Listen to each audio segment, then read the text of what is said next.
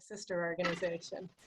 But instead of me telling you more about them, I'm going to let you hear it from them via a video that was made for the 50th anniversary of Earth Day by the Outrider Foundation, where Tia is a managing director on climate. So it's about 7 minutes long, and then we'll start our conversation with them with a few questions from me. You will be able to put questions into the chat also, and we should have some time for those at the end. So how about we roll the video?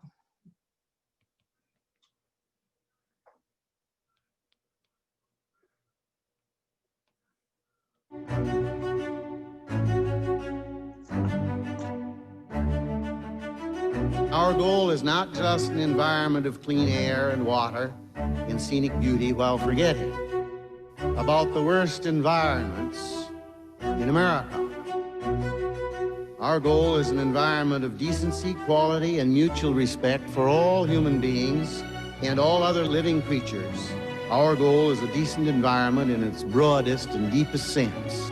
And it will require a long, sustained political, moral, ethical, and financial commitment far beyond any commitment ever made by any society in the history of man.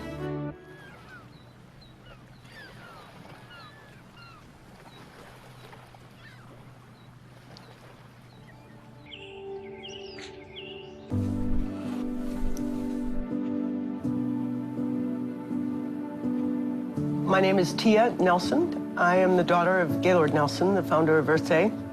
My father was an extraordinary dad. He was an extraordinary leader.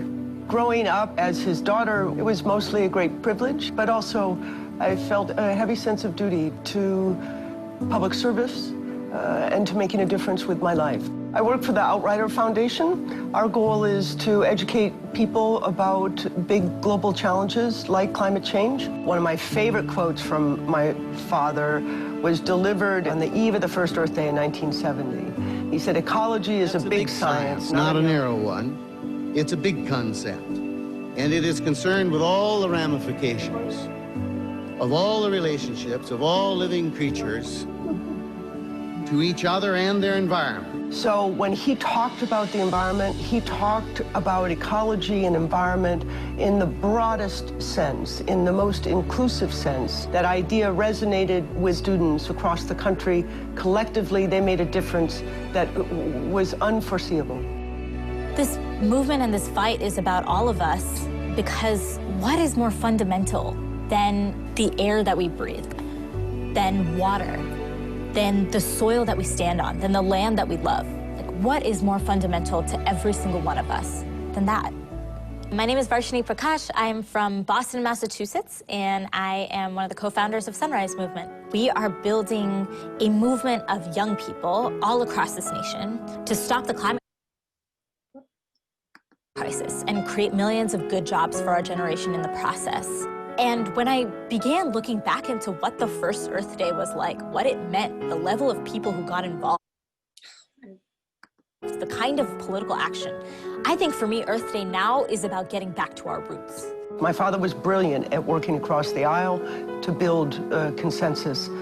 He knew when to compromise, he knew when to stick to his principles. Think of all of the important environmental laws that were passed after that first Earth Day, and they were passed with significant support from both parties. For 6 years, I said that climate change was nonsense, in as much as I represented Greenville-Spartanburg, South Carolina, probably one of the reddest districts, the reddest state of the nation. That was the end of the inquiry for me. So I admit that's fairly ignorant, but that's the way it was for 6 years. So I'm Bob Inglis, and I run an outfit called RepublicEN.org, where conservatives, convincing conservatives that they're really good on climate and that they've got the answer. It's free enterprise innovation. My son, the eldest of our 5 kids, came to me. He was voting for the first time because he just turned 18. And he said to me, "Dad, I'll vote for you, but you're going to clean up your act on the environment." It's the first of a 3-step metamorphosis for me. Step 2 was going to Antarctica with a science committee, seeing the evidence in the ice core drillings. Step 3 was another science committee trip. It's there that at a stopover at the Great Barrier Reef, great blessing there was meeting an Australian climate scientist named Scott Heron, and just being inspired by his faith to act on climate change. When Bob spoke about climate change while serving in the United States Congress, he was primaried and he lost his election. He was attacked for speaking the words climate change. This was a transformative moment in his life and led to him dedicating his whole career today to addressing the climate change challenge. For young people growing up in this country, we have been defined by the climate crisis. People who have been born after the year 2000 have never lived a year on this planet that wasn't one of the hottest years on record. We are the climate generation. And so now, at a young age, we have realized that if our politicians aren't going to do something about this problem, then we have to take matters into our own hands. Through leadership of people like Varshini, the youth movement has been energized in the last year in ways that resemble what was happening almost 50 years ago when the first Earth Day occurred. There comes a place where activism drives even the crustiest old-timer to decide to get involved. I don't think there's any other issue viewed in its broadest sense, which is as critical to mankind as the issue of the quality of the environment in which we live. Environmentalism is not a partisan issue. Environmentalism is a quality of life issue for all of us. You know, I'm very optimistic about the future. I think we're going to solve climate change. It's going to be that conservatives come together with progressives to figure out we're literally in this together. This is about not just changing light bulbs, this is about changing our politics. And if anything, we will be successful because we do it together. I want the youth of today to know that I have done everything that I can to ensure on the 100th anniversary of Earth Day, we are celebrating a brighter future. We're at a critical moment in history. We have an opportunity to address the greatest environmental challenge of our time. Are we able? Yes. Are we willing? That's the unanswered question.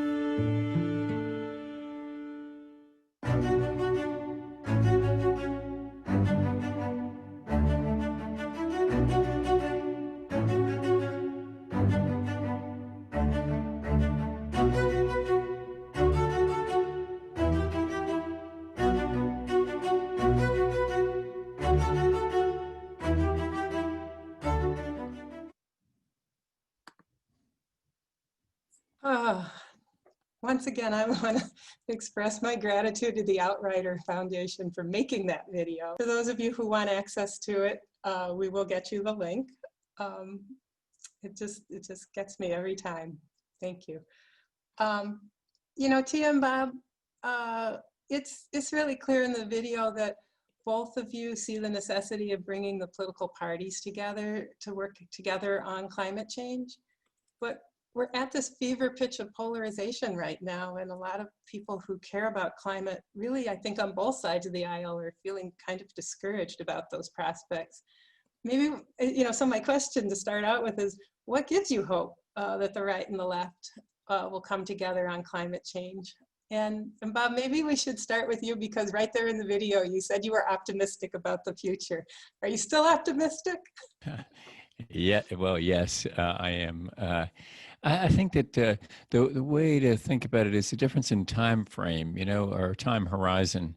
If you're Donald Trump, your time horizon is between now and November the 3rd. It's the last election he has in him. And so that's his horizon. If you're Kevin McCarthy, the Republican leader of the House, and of course we're focused on Republicans at republican.org. Kevin McCarthy is focused on 2022, 2024, 2026, because he plans on staying around a bit longer.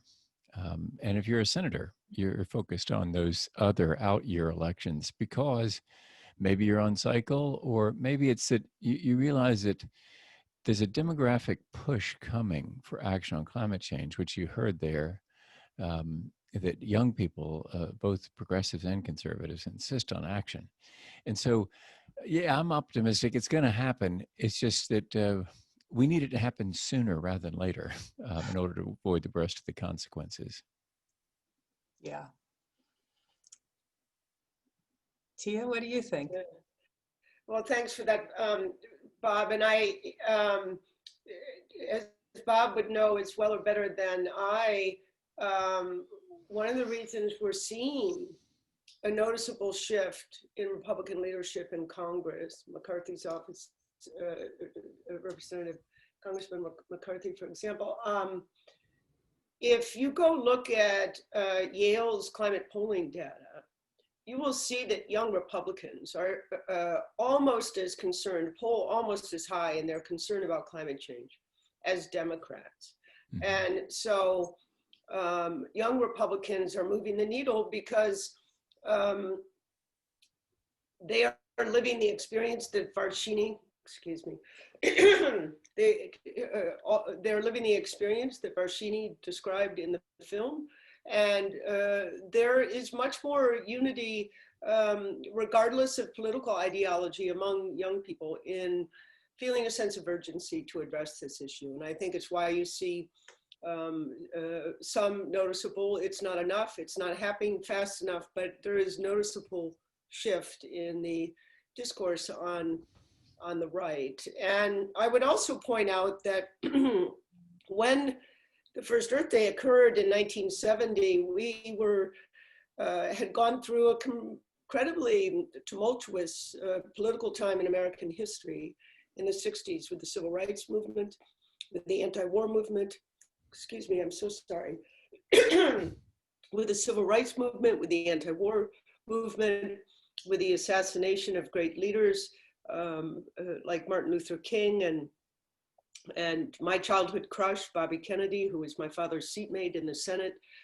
both assassinated in 1968.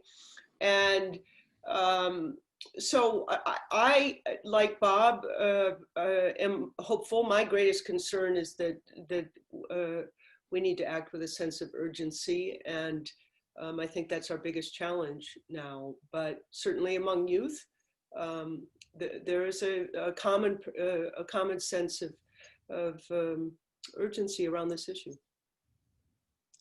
And, I just want to point out, I'm so grateful to Bob for lending his voice to this film and to Varshini. To me, it didn't matter that they had different policy responses to the climate change challenge. I wanted to bring them together with my father's voice to demonstrate or remind people that the first Earth Day was multi-generational, bipartisan, and had a socially just call to action.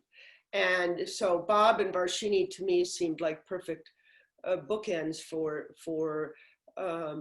having a call to action around unity. And I remain deeply grateful to them and have the good fortune of being able to continue to work with Bob in forums like this, which I think is really, at the end of the day, going to be critical to us moving forward and doing what we need to do.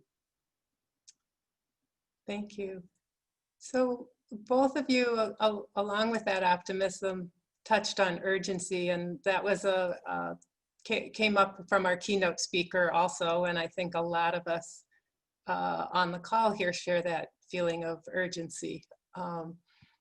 Any thoughts that you have about how we approach next year out of the gate, given that urgency? I'll go first and be very brief and turn it over to Bob. I mean, we'll have two very different paths, obviously, depending upon the outcome of the election. If Donald Trump is reelected, all of the climate change action will be occurring at the state and local level. And if Joe Biden prevails in the election, this will be quite the scurry in Washington. Biden has a robust and comprehensive climate plan and is identifying it as a priority. So, there are really two scenarios to look for and prepare for there, in my opinion. Bob? Yeah, I think that A couple things. One is, regardless of the outcome of the election, we think that there's a Republican reappraisal coming. If Donald Trump loses, among Republicans, the reappraisal is going to come fast and furious. Donald who? And I know that seems impossible at this moment, but George who? George W. Bush? I mean, it's just really amazing how when people leave the stage, we forget them really quickly. So move on next. So if he loses, if Donald Trump loses, there'll be a Republican reappraisal. If he wins, still we think there's a reappraisal coming. And the reason is that it's sort of hard to see how anybody could out-Trump Trump. You know, I mean, I don't know what else you could do at a debate. Maybe throw things at your opponent. I don't know what you could do to out-Trump Trump. I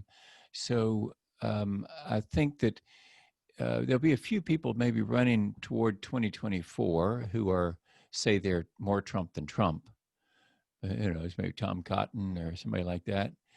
But more likely, it's Marco Rubio, for example, who's already signaling that he's moving away from Trump. Just like, George H.W. Bush said that he was going to be kinder and gentler than President Reagan. This is a guy who he was serving as vice president to, that he's pushing away from. So that tells me there's a reappraisal coming. And so there's some hope there. And that does give me hope that Republicans will be thinking a bit differently. I also would say this, for those of us who are really excited about carbon pricing, in a strange sort of way, the Supreme Court situation might actually give a push toward our preferred option because if she becomes Justice Barrett, then I think what we're going to see is that she's probably not going to be so enamored with that Clean Air Act regulatory method of dealing with climate change. And if so, I think the Biden administration will be looking more toward a pricing mechanism. So it actually, I could be excited about that. That might help us on the climate front, because the thing that I hope you're telling legislators as you meet with them is that even if you aren't a conservative like I am and you really don't mind regulation, the problem with regulation is it's American only. And if you can't get China to follow our lead, you're not solving for climate change. You're just doing moral signaling, which is maybe effective, but how's that working out for us with China on other things like human rights and concepts of democracy and free people and free press? Not working too well. So we need to figure out a way to get China in their interest to get them in on this. And that's what the border adjustment does so well through the carbon pricing mechanism that we're all in a mutual admiration society for here with CCLers. So, in other words, all is not lost. And I'm trying to sound these optimistic strains because you just have to stay at it. And I think this is one of the great strengths of CCL, really, is just staying at it. Thank you. Well, you gave me a lot to chew over, because like the thought of Trump winning is very difficult, obviously, for environmental and climate people. And a lot of times I do hear sentiments like what Tia said around we're going to have to work local and state in that case. And I was wondering what you were going to say, Bob, because you, like CCL, focus more nationally. And so I appreciate that. Hang in there. You think there's going to be opportunity to work under either administration nationally. Yeah, I do. And let me just give evidence of that. it's hard to remember pre-COVID times, isn't it? The before times. Just like this wonderful film that Tia did. Everybody should know it wasn't that we were failing at social distancing. That was before the plague came upon us. So the reason you see all those handshakes and hugs and closeness is it was before the plague. Okay, so this I'm about to describe is before the plague too. January of this year. Isn't it amazing? You can't hardly remember back to something called January before COVID. Kevin McCarthy was holding a Republican conference. 100 Republicans attended. The takeaway was Republicans need to change on climate change. And it's because, regardless of what's happening over the White House and what's being said over there, Kevin wants to be speaker someday. If you're a House Minority Leader, believe me, you covet the Speaker's office, not the House Minority Leader's office. And he knows that he can't do that with a retro position on climate change because you can't win those suburban districts that we lost. My party lost in 2018, losing the House, making him Minority Leader, with a retro position on climate change. So yeah, he wants to change on climate. And so it's going to turn, but it'll be in spite of the White House and some push from the House and the Senate. It'd obviously be easier with a White House pull, but if it's not there, we just got to play the cards we're dealt, right, and stay at it. We do like to persist. Yeah, Tia. Just for clarification, I didn't mean to suggest there was no work to be done in Washington for Donald Trump to be re-elected, only to make a distinction between sort of the intensity of action and opportunity. And I think Bob's right. Thanks, Tia. Yeah, I think some of us are predisposed to hear it that way, though. So I appreciate the clarification. Yeah, sorry about that. That's okay. So both of you have had the experience in the course of your lives of being under attack for your positions on climate and had to hold your ground. And CCL volunteers, we didn't used to have that come at us that much, but the more attention there goes to climate and the bigger we grow, the more that's happening. And so we're having to learn how to deal with opposition and with the disappointment that comes when people that we want to support our work don't or even actively oppose us. So I'm just wondering, how have you learned to deal with that personally, and what advice do you have for us about how, I don't know, how to have a thick skin and an open heart all at the same time or something? Tia, tell him. Sure, yeah, sure. Well, I was, Bob will probably laugh. When my father described losing his Senate seat after 18 years in 1980, when Ronald Reagan was elected president, and his coattails were quite long, my father said he received an invitation from the voters that he could not refuse.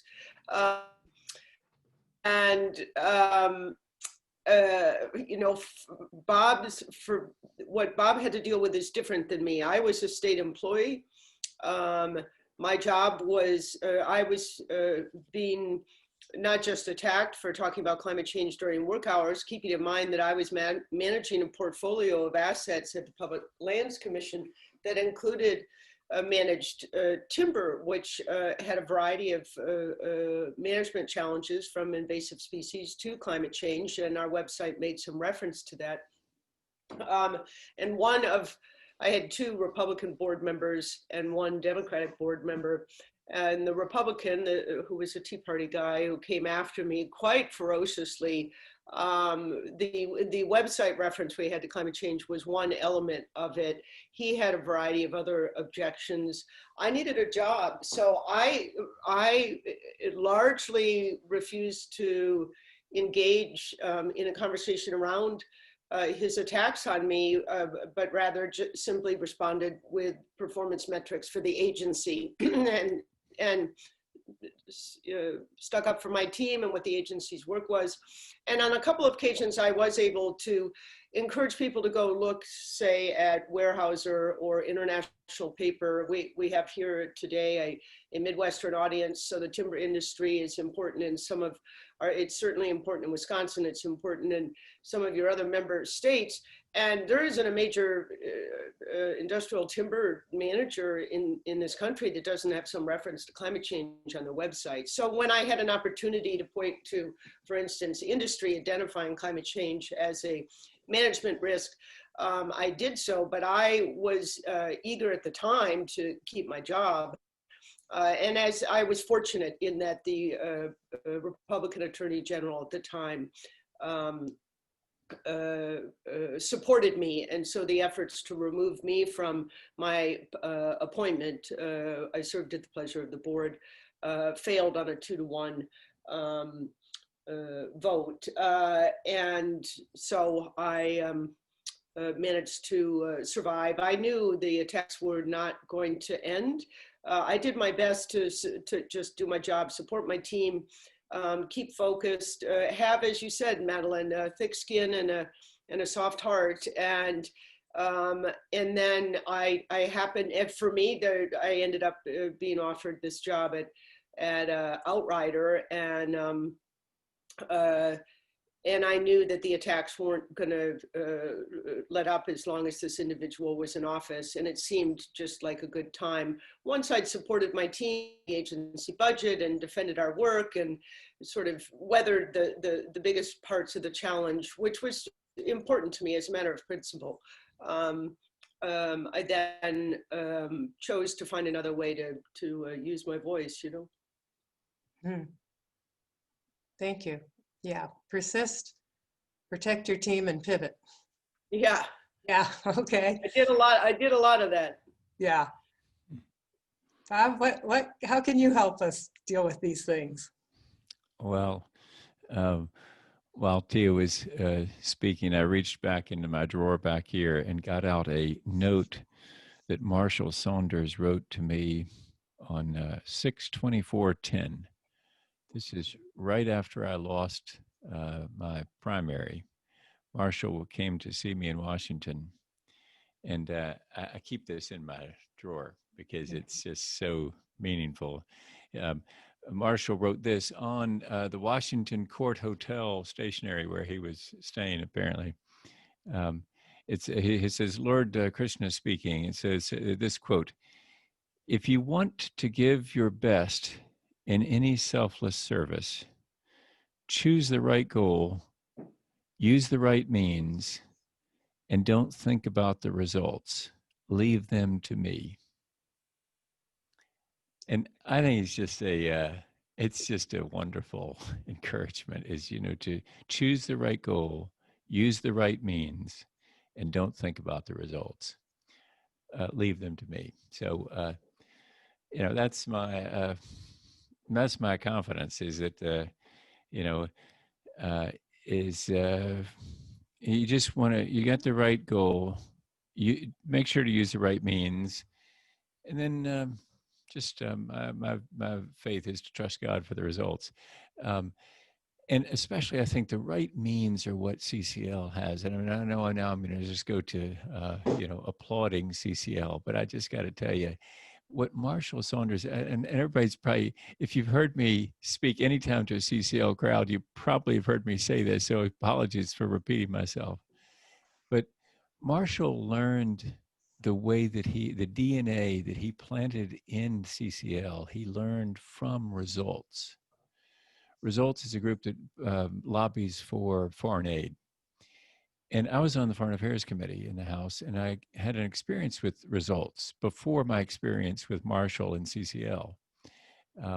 These two people came from my district here in South Carolina to see me in Washington. And at the end of the meeting, they said to me, "Can we give you a hug?" And I said, "Well, yeah." So they came back, I think, once a quarter. And I look forward to the hugs before and after the meeting. And I'm telling you, they were really effective, these two people that were lobbying me for more foreign aid, which is a little bit tough thing to do if you're a conservative place like Greenville, Spartanburg, voting for foreign aid. But I was, with their encouragement, going that direction.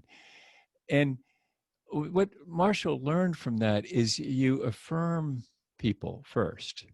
You find something good to say about them and say to them, to congratulate them on something. And then you go on with what it is that you want them to do for you. But you start by congratulating them. And, that's so I'm just so confident of the approach that CCL takes. And this is why, I know you share this optimism I'm talking about, and I know where it comes from. It comes from the DNA that Marshall set in the organization. And I am also quite convinced organizations fairly early on develop a DNA, and the organization doesn't stray much from that. It really is set quite early. There's I'll give you a bad example, okay? There's a hospital system that'll go nameless. And I was once visiting with him, and this when I was in Congress doing a healthcare tour and trying to find out about healthcare. The CEO of that hospital spent about 20 minutes telling me and my chief of staff about their new logo. It had laurels on it, and he said that indicated their greatness. He went on and on about this thing. And so my chief of staff and I were sort of eyeing each other and sort of texting, not texting, I guess it wasn't quite texting time yet. But afterwards we got out and we said, give that man some laurels. He apparently needs to go sit on them somewhere. In other words, that hospital system has that in spades throughout the system. It's just the way that it is. So the great thing about CCL is it has this selfless service and choose the right goal and the right means. It's throughout the organization. So so that's all by way of pat yourself on the back, give yourself a hand, would you, for being the way you are. So thank you. Thank you. I appreciate that thought that it persists, because I feel responsible sometimes for making sure we don't lose that. So I think I can relax. Thanks. Tia, what were you going to add? I was just simply going to say that I've been around the block and the lobbying and issues advocacy world and for a very long time, and started sitting in on meetings and with my dad when he let me go to work with him when I was 11 years old.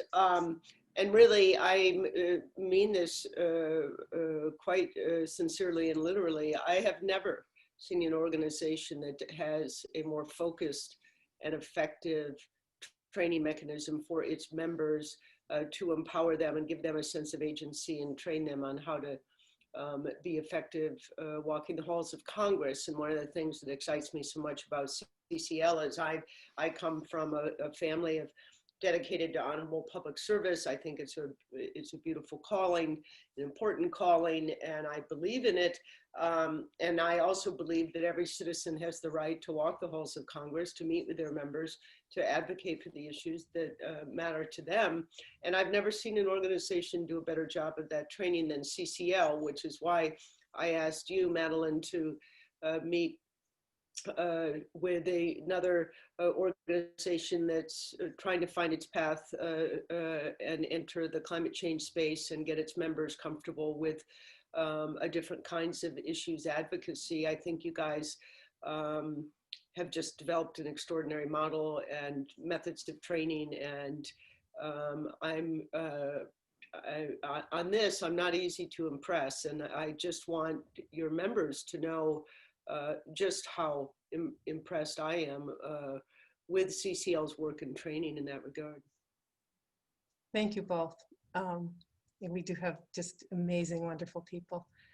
And this conversation is going to be way too short. I can feel that already. I had one more question I want to ask you, but I also want to leave a little bit of time for a couple questions out of the chat. But I don't want to skip this question, so we'll do the best we can with the time we have. So Another thing that's really changed this year is the country's attention on the issue of racism. How have the protests around racism and racial injustice impacted your thinking and your work in the area of climate change? Or what advice do you have for CCL here? I'll go first if you like. I've thought about this issue for a very long time. You heard a portion of my father's speech.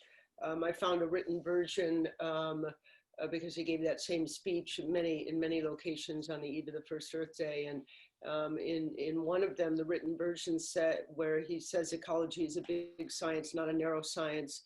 He goes on to say it involves rats in the ghetto of public housing unworthy of its name. I think the environmental community for a very long time largely failed to hear that call to action that was in my father's original vision for Earth Day.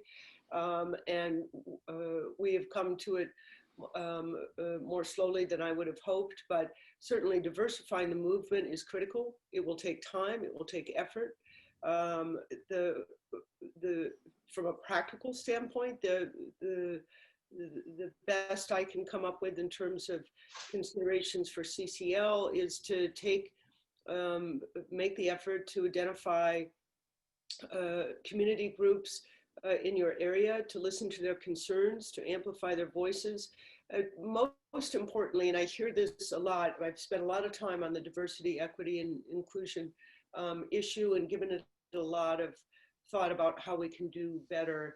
And the simplest advice I think I could have at this point, having spent a good bit of time listening, which I think is a really critical thing for all of us to do, is to invite people to come help set the table, not just sit at it.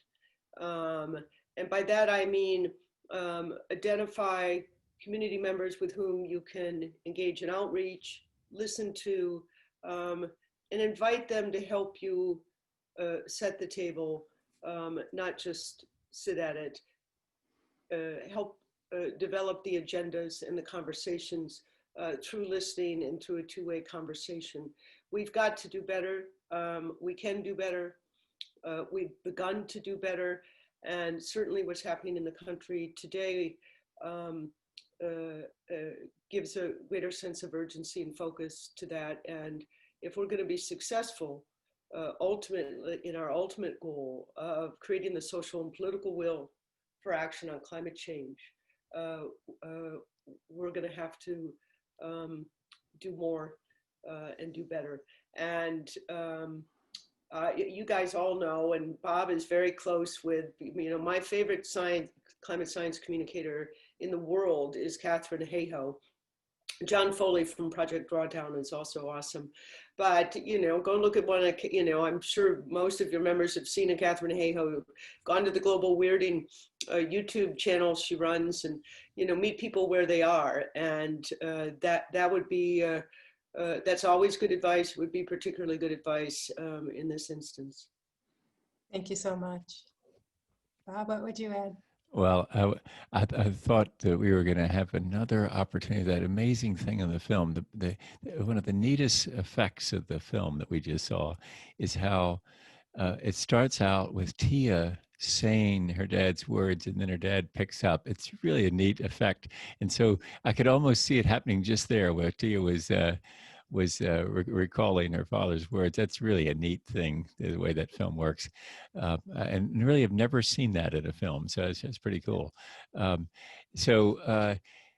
Here's our experience with that at republican.org. I wrote a piece about my experience with outreach to the Black community and some failures that I had as a young know-it-all Republican member of Congress with a white shirt and a red tie on in South Carolina.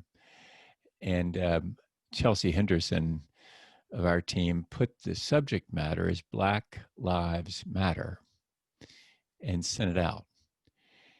And Chelsea was pretty upset because we started getting people that were unsubscribing. and telling her to go jump in a lake or maybe other things. And so she got in touch and said, Bob, I really, maybe I shouldn't have put that subject on. And I said, Chelsea, if they quit us because of that, good riddance. We don't want them. We don't need them. Goodbye, is what I told them if they leave us for that reason. Um, in fact, they will improve the, what is it? If they leave us, they will improve the IQ ratings of both our team and the other team they're joining. So anyway, I was glad to get rid of some of them. And so you just have to, I think we had to be courageous. We also have to realize that, I mean, I just flipped through our screens here, right? And we're mostly white and we're mostly prosperous or comfortable, if not prosperous.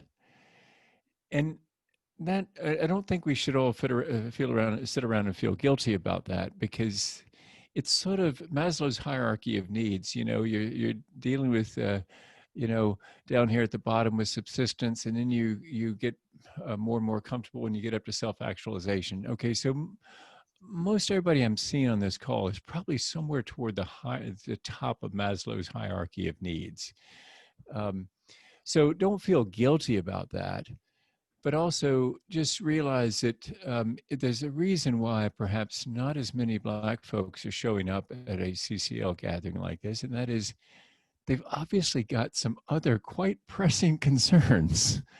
You know, they send their children out at night and they wonder whether they're going to get pulled over and maybe shot. And so their concerns are maybe more pressing in that way. You know, and so I think we just have to be patient in trying to grow the environmental community, people that care about climate change on the left and the right, especially on the right, we believe, of course, at republican.org, and we so appreciate the conservative caucus at CCL. But you know, let's not involve in too much self-criticism about how there are not enough Black people on this call. We want more. I surely want to be responsible to this question of environmental justice, and just be aware of it and be working toward it, with an understanding that it's going to take a while. Because as I wrote in that piece, there are things that now I look back on in total shame, and I'm telling you now, I didn't know until recently, did you, that the GI Bill was basically unavailable to Black servicemen coming home from World War II. They couldn't get into a place, even if they got, I mean, if they got into, they didn't take Black people at most colleges and universities, so you couldn't use the GI Bill, but you also couldn't get a loan for your house, which I didn't realize came as part of the GI Bill. I mean, I'm a little bit dull on that history. And so while people like my dad and my father-in-law, who came home from World War II, were white, if you came home from World War II and you were white and you weren't a drunk, you were almost guaranteed success, because you're probably going to get in that house. The house is going to be paid off over a period of time, and then you're going to leave that to your kids. But if you were Black, you were redlined out of the neighborhood that would get appreciation. You couldn't get the GI Bill.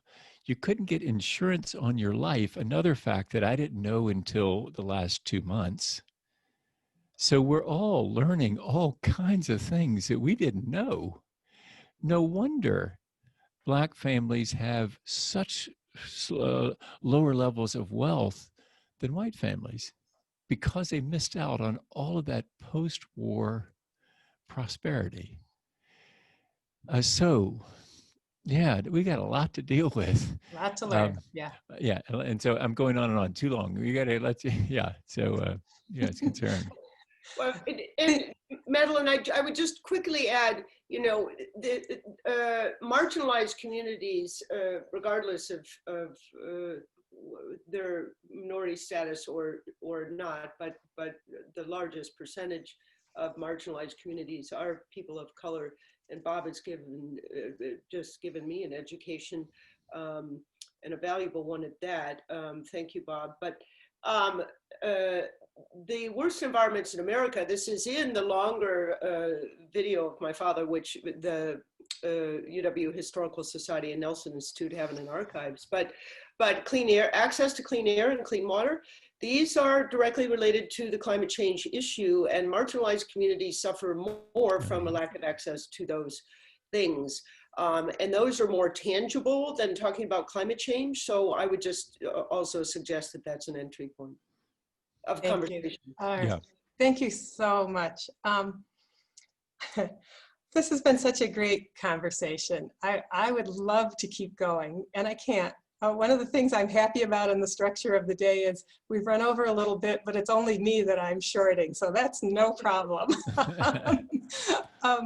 And I did not want to rush over any of those questions, and what you had to say was so rich and helpful. So thank you very, very much. To those of you who had other things you wanted us to get to and questions in the chat, we'll save the chat, okay? And we'll you know, again, like look for themes and see if we can bug Tia and Bob just a little bit more to see if there's something they want to email me back about those. So sorry we didn't get to take your questions from the chat, but I suspect you also found this conversation as rich and useful and good as I did.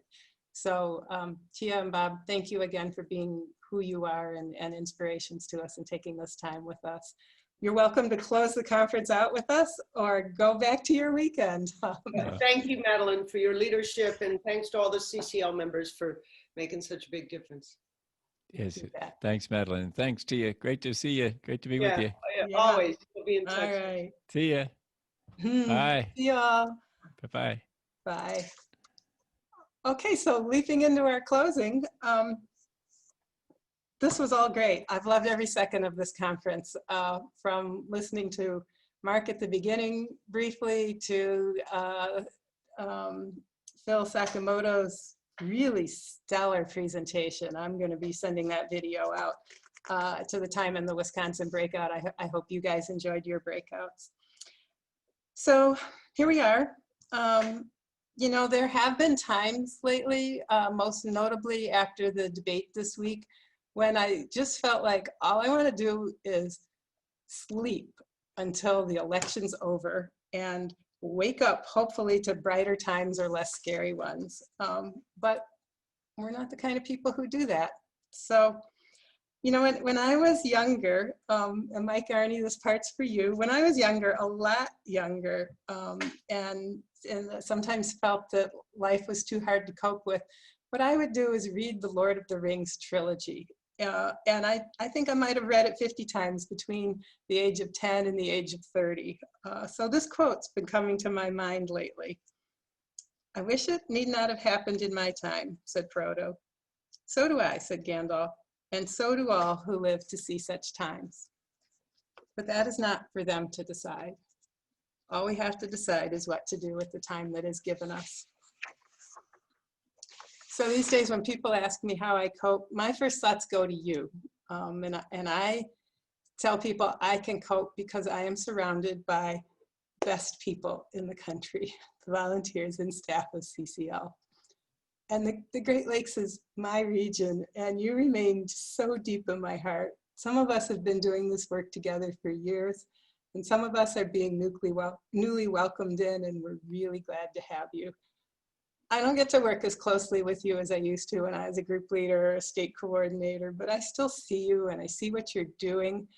And you make me proud. And I see how you are to just an utterly amazing degree that you're representing the values of this organization.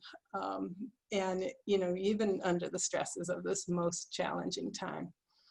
So I get up in the morning and I think of you, and sometimes I find really lovely emails from you, you know, and because I don't want to let you down, I go through my day doing everything I can to just be my best self. And I know that you're doing that too, so thank you. Let's see, 312. There are a couple of pieces of work I just want to remind you of. We've really emphasized Grasstop's work, and the work you're doing is so important. So real quick, a story or two. In May, Cardinal Cupich issued a letter to the Archdiocese of Chicago, and I'll read the second paragraph. He wrote, "Later this month, during the week of May 16 to 24, Catholic communities throughout the Archdiocese of Chicago are invited to participate in Laudato Si Week to mark its 5th anniversary." He says a little more, and then he says, "I also encourage all the faithful to contact their congressional representatives in support of HR 763, the Energy Innovation and Carbon Dividend Act, a bipartisan piece of legislation aimed at alleviating climate change by reducing national carbon emissions. This legislation has been approved by the United States Conference of Catholic Bishops and the Catholic Climate Covenant." And yes, that letter was the result of persistent work by the members of the CCL Catholic Action Team. And then the Milwaukee Brewers, they've been in the news lately. So let's remember we have an endorsement of the Energy Innovation Act by one of their pitchers. And so that again came about because of the work of a CCL volunteer who's in New York City, who made it his personal mission to build relationships with major league players and get endorsements from them. So both of those things are on community, along with other cool endorsements, on a page called the Energy Innovation Act Progress page. And I suggest you keep an eye on that. I'm gonna skip that part and just, you know, I just wanted to say a few words to those of you who are finding it very difficult to do CCL work right now. And I want you and all of us just to be gentle with ourselves as we go through the next weeks leading up to the election, and really and afterwards as we see where we've landed. You know, I handle my stress a lot of ways, and so do you. Exercise, time with my family, avoiding too much news, crying over it sometimes. I let myself do that. And then keeping busy with the actions I take. So some of you, I think, are like me, where in times like this, you get busier, you know. You want to work harder on CCL things than ever. And we see great results from that, and thank you. But some of us need just to focus on the election, and that is just fine. And some of us sometimes need to just sit back and find other ways to cope and get through it, and that's okay too. So whatever it is you need to do, look after yourselves and come back when it's right for you if you are needing to sit back or switch over to the elections. We will need all hands on deck in the new Congress. I truly believe that. And just don't isolate yourself. Take time to be with your chapter, even just to hang out and socialize, because that will help us stay strong and resilient. Okay, I'm going to stop there. Elizabeth has a couple announcements. We're right at 3:15 my time, 4:15 for the eastern part of our region. Thank you so much to everybody for being here today. Thank you, Madeline. And I couldn't agree with you more. It's working with all of you that keeps me going too, because there are plenty of days when I don't really feel like it anymore, but I know that you're out there working with me, so I'm really grateful. Okay, so let me just see my notes here. First, we have a very short conference evaluation form that we would really appreciate you filling out. And by the way, the chat has been opened back up to everybody. So I'm pasting a link to that in, it's just a quick Google form in the chat. So please fill that out. We do have more events tomorrow. We have 2 workshops, both happening at the same time from 2 to 4 Eastern or 1 to 3 Central. And we have space in both. I know that our website was showing the Using Psychology to Drive Climate Engagement as being sold out, but we've had people canceling. So I can't guarantee that you can get in, but we definitely have some slots. So somebody is putting up, Linda, I think is putting up, or am I supposed, I think Linda's going to share a slide with information about those workshops. There's also a workshop called Inclusive Climate Outreach that Clara Fang, our higher ed engagement coordinator, is leading tomorrow. And so there's room in both. I encourage you to, there's definitely room in that. We just have more flexibility on the size for that one than we did for the workshop with Dr. Lertzman. So I will also paste, let me do that. I'm going to paste email addresses so that if you are interested in one of those, you can email me or Jess Wilbur as appropriate for information about how to join the workshop tomorrow. And then we will be sending out recordings for today's plenary sessions. That'll get emailed next week. We've got the chat. There's some other things that people have been interested in getting copies of, quotes and things like that. So we'll try and get all of those together as well to include. And I think that's it on my list. So thank you all very much and appreciate your time. I hope you have a wonderful rest of your day and rest of your weekend. And I'll probably see some of you tomorrow.